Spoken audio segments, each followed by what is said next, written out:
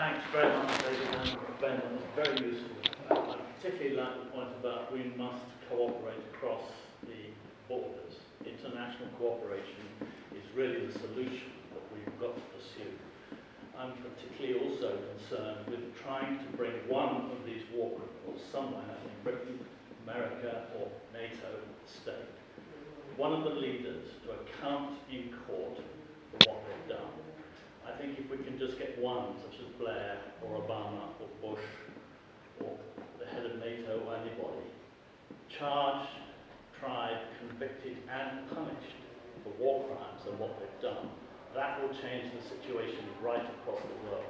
So I'd love to see what we can do together to try to organise international cooperation to bring some of these people to account in court. Have you got any thoughts on that?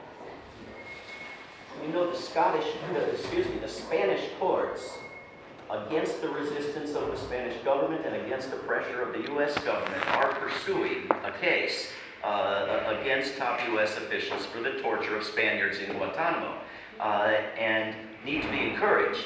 And we have created a huge petition of U.S. signatures and delivered it to Spanish embassies, and now have a colleague over in Spain delivering it there to make clear. We've taken out big advertisements in Madrid, you know, that the people of the United States support the rule of law and the prosecution of our criminals if our own country won't do it.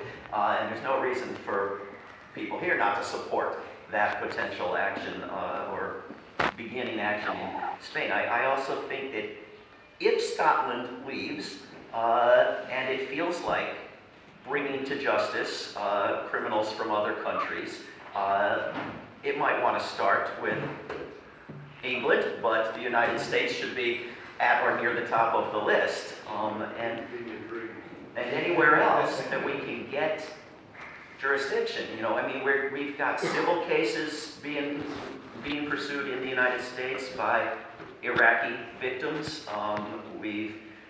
Every angle that seems possible, as far as I know, somebody's trying, but we've got to try every one, absolutely. In Britain, we get two very different narratives about the current crisis with ISIS in Iraq. It seems okay to encourage Maliki to attack ISIS, as far as our government is concerned. But the so-called crisis in the Ukraine presents another kind of narrative, and I've got a fascinating little letter here from a minister from Europe. And the worst he says about Putin is that our shared history clearly illustrates that turning a blind eye when nations are trampled over can have far-reaching and sometimes catastrophic consequences. That's what he says. He's still in favour of what he called for a peaceful solution and a democratic end for Ukraine. But the subtext is we hear about with Russian aircraft, etc. Are we in the early stages, as we've been in the Ukraine, perhaps even worse in Iraq, of some quite serious wars? And how would you suggest that we intervene? Because things aren't entirely fixed.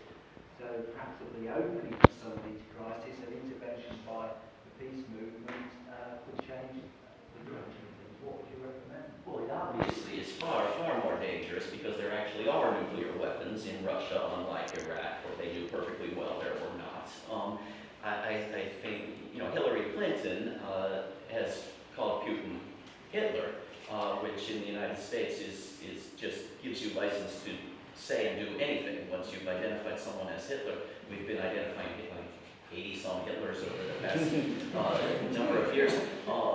But the Washington Post, newspaper in Washington, did a poll of Americans and asked, can you find Ukraine on a map? Here's a map of nations with their borders. Point out Ukraine.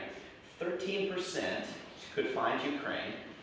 And the further people put Ukraine from where it really was, the more they wanted it attacked by the United States, including significant numbers of people who put Ukraine in the United States. Now, you don't know. You don't know whether to laugh or cry, but it is ignorance that drives these wars, right? It's the restraint and the diplomacy of the Russians that has prevented a war thus far in Ukraine, right? So we need education of what, the United States public is always told we might need to do an intervention, right? As if the United States isn't already intervened everywhere, right? As if we didn't, our government didn't spend a fortune stirring up the trouble in Ukraine. As if NATO hasn't been expanding to the borders of Russia in violation of the commitment not to do so for decades now. And so in the absence of any of that history or understanding, it's possible to say Putin is Hitler, bomb the people of the Ukraine. And when, you hear that list of statistics from a war in Yugoslavia, that's every war. War is a top killer, destroyer, creator of refugees, but it's treated as a tool of foreign policy. And the question is, should we have one in Ukraine? Not, is there some justification for continuing this crime? I said at this meeting earlier, I was on the tubes and I read this ad earlier this morning that said, couple faces stoning for sleeping together. The Amnesty International call this number to prevent this horror in some Middle Eastern nation, right? If we could have couple faces bombing for being Ukrainian, right? People against mass murder as an acceptable, respectable institution of our government. We have to have that approach rather than getting into arguments about who said what and who started what and who did what in Ukraine. We have to take war off the table. And we have to take NATO out of existence. And when it's in Wales, and I'm sure you are all going to be there, telling it to shut down, and that we don't need it anymore. Because in the United States, it's what Obama's now got in Iraq. It's criminal immunity, right? Anything that the U.S. military does that it puts under the heading of NATO, Congress doesn't get to look into, right? Not that Congress much wants to bother looking at anything to begin with, but to the extent that it does, NATO is cover and protection. So we have to educate people about what NATO is and do away with it. Yeah, just quickly on that as well, is what the media and politicians like us to do is pretend that everything is just happening, as if it's some big surprise, right? So, oh my God, look what's happening in Ukraine. We need, as peace activists, but also as a society, to take a much longer view, right? So we're not at the point in 1939 where Hitler is invading Poland. We take it back to 1919 and look at how we got to a position where the structures were set up in Germany where Hitler came to power. The reason the Ukraine is kicking off now is because of, this is I'm not an anti-American, but I'm using an analogy here, they're serial treaty breakers. So the stories of the Native Americans, no, you can have this land. Oh, that's all fucking gone. Say that you meant this land, And since the end of the Cold War, they've been breaking treaties with Russia. They said to Russia, no troops in Eastern Europe or no NATO expansion. They've broken it again and again and again until we got to the point where we're on Russia's border. So we need to take a much longer view of these things. These things don't happen overnight. We didn't invade Iraq overnight, just quickly. When people talk about sanctions, in the Middle Ages, we would call that siege warfare. That is what's going on, a type of warfare. Okay, we didn't invade Iraq in 2003. We started that war in 1990 with the invasion of Kuwait, and then 10 years of siege warfare, where hundreds of thousands of kids died from poverty and malnutrition. So we need to start taking a longer view, stop following this mainstream narrative that these things just happen overnight, because they all take years to develop. We're well into time. I'll just take two more, if you can be brief. Oh my goodness. Yeah, I'm going to upset someone, so I think I saw that man there. Yeah. Take all the questions, no we answer all. Okay, right. David says that we take all the questions. So I think I saw forehand. Oh, blimey. Just make it very brief and then I'll take it one back. Surely it's the media who condition us, who control us. They're the ones who, they're backing the court, pushing the story. And that's why people are in it. In fact, I've just been rereading 1984, and it's still true today. It's exactly as it says it. the sentence lady's going to hand up. Okay. So, I'd like to share with you a story of something that I was actually present at. I was present at a presentation sometime after the start of the war in Iraq, and this company was trying to promote, the sales manager was boasting about all the things that they sold and who their customers were. And after quite a reasonable list, he was then moved on to, and we are very proud to supply the military. And then this bit I thought I really want to share with you. He said, you know, that in every bullet that is made, there is a drop of solder. And then he said, he had his presentation behind him, and he said, you know, when the Iraq War was announced, and they started preparing for launch, it doesn't matter whether the bullets are going to be used as blanks for training or as live as ammunition. He said, we were laughing all the way to the back. Now you remember that, because the soldiers fight the wars, they do as they are told. But it's the people making the weapons who have got every interest that the weapons are used, so they keep making them, so they keep rigging the profits, so they keep getting their bonuses.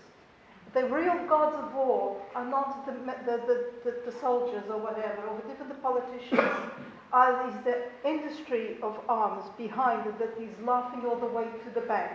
And if you can talk to your students, trainees or cadets or whatever it is, tell them that the people behind these wars are the ones laughing all the way to the bank, whether it's their blood or somebody else's blood that's being spilled. Please tell them. I will never forget the words that came out of this person.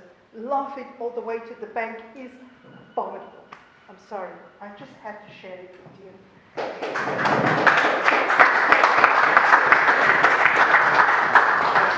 do a couple more.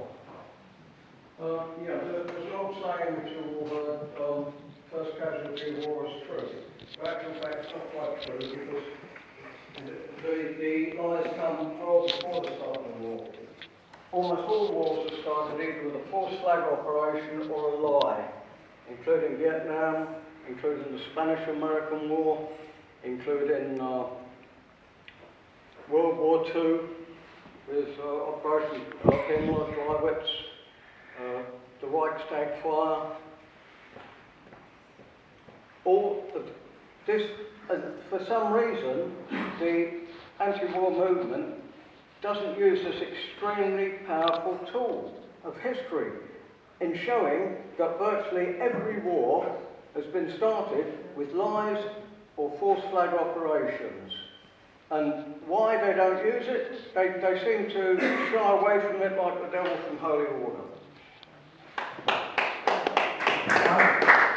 You're a lucky person. I think, Colin, you gave up your... sorry. Okay, you go, Colin. Sorry, I'll just say I agree with the person who just said about the media. I think that the anti-war movement should have more process outside the BBC. Other companies, they're private companies, but the BBC is supposed to be accountable to us, so they should represent the truth and balanced approach. With Palestine, there's actually going to be a process this Saturday at 2 o'clock at the Israeli embassy. I was trying to push for the BBC, but it's an Israeli embassy, so it's better than nothing. But I was wondering what you thought about the lack of protest outside the BBC. Right, I think that's it. So we'll just have the two. A very interesting story today. So the chief diplomatic editor of the BBC TV is Mark Urban. Mark Urban's dad was in the SES. Mark Urban has written 2 books about the SES through Inside Information, both of which are put across as some sort of factual account but actually are highly sort of skewed. One's about assassinations in Northern Ireland and the other is about torture operations in Iraq. Mark Urban today tweeted out that he's now made a novel about the SES in Iraq, about how they go out and find some businessman and save this businessman from a sure death at the hand of insurgents. And it just goes to show, Mark Urban's supposed to be diplomatic editor, supposed to have a fairly weighty position, but he's involved, remember the BBC is involved with this propaganda campaign around the SES. And I think you're right, Colin. I think we need to take a close look at the BBC. I remember being on the BBC 5 years ago and being pretty much thrown off and never invited back again. And I watch it carefully, and the BBC too often interviews its own reporters, interviews its own editors. So there's an economic crisis, they bring in Peston. Wait a minute, he works for them. There's a defence crisis, they bring in a defence editor. They're talking to themselves. It's a ridiculous organisation that needs to be focused on more on. I won't comment on the BBC except to say you ain't seen nothing. But I came in here and Jason remarked to me that he had seen my interviews and commentaries on therealnews.com, and I could mention 100 other wonderful media outlets on this wonderful invention called the internet, and therealnews.com among them is well worth watching. There's quality journalism and commentary being produced. It's just not always by the BBC. Professional videographer Wesley Swanson is filming this event here in the aisle, and we will make use of the video. The money makers are not the whole story, but they are a huge part of it, and they lock down any serious effort against stopping the momentum for more wars in Washington. If that's where all the money's going, that's what we're going to get. U.S. weapons and European weapons are on both sides of many wars. If you're working for a weapons company in this country, it's not for the glory of your country's empire. It's for whoever's buying those weapons, and it's dictatorships and democracies and everything in between. Weapons CEO on National Public Radio in the U.S., we sometimes call it National Pentagon Radio, was asked 2 years ago, what if they end the occupation of Afghanistan? What will you do? He said, well, I hope we can get a big occupation of Libya, ha ha ha. If you joke about child abuse, if you joke about racism, there's a lot of things you can't joke about on U.S. radio. It's just unacceptable. But mass murder, it's fair game. So that's the culture we have to change. And the last question, my favorite of the evening, why don't we address the problem that every war they have to lie us into? Well, I wrote a book by the name of War is a Lie. It is a history of the types of lies they use, limited repertoire. You learn these types of lies you recognize, and whoever reads this recognizes every war before it comes, and the lies that are being used to build up to it. So I agree completely, and I'd be happy to sign a book for you.